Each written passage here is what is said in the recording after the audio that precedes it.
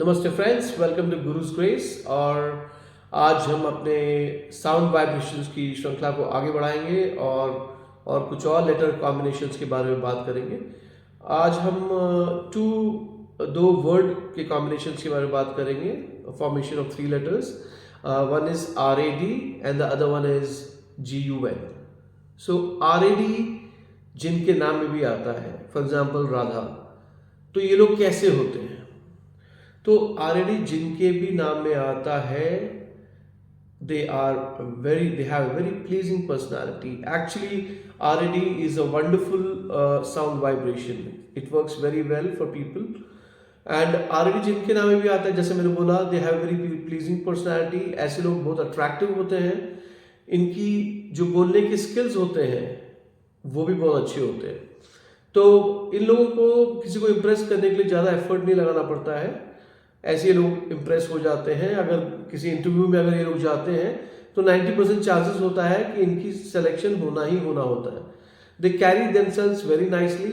ऐसे लोग, they look beautiful, या फिर इनकी वॉइस बहुत अच्छी होती है जो बहुत अपीलिंग होती है। So it's a good sound vibrations. Now let's move on to GUN, gun, जैसे कि देवगन। तो गन जिनके नाम में आता है वो कैसे लोग होते हैं?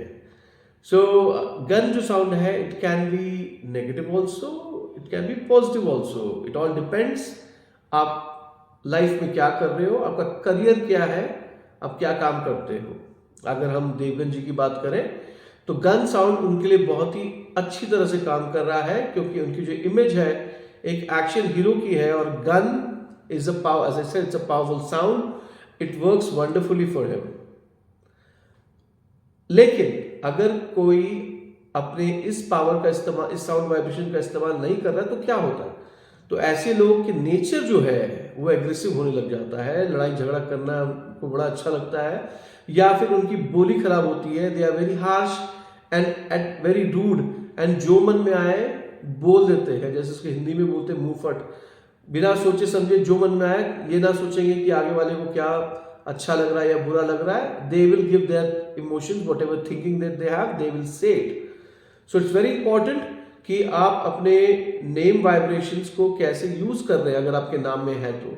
अब अगर इसी का एक एग्जाम्पल लें, अगर गन साउंड किसी स्पोर्ट्स पर्सन के नाम में आ जाता है, जैसे कि अगर कोई बंदा क्रिकेट खेल रहा है या फुटबॉल खेल रहा है, कोई एग्रेसिव गेम खेल रहा है, और अगर ये नाम उनके, अगर ये साउंड वाइब्रेशंस उनके नाम में आते हैं, तो it will work amazingly for that person. बहुत अच्छा काम करेगा।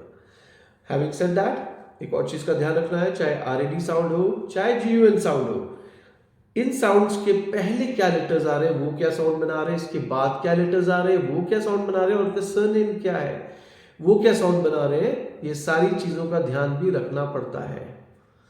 लेकिन मेजरली जो RAD साउंड है, या GUN साउंड है, या MAN साउंड है, या कोई भी साउंड है, ये 50 to 60% काम करते ही हैं।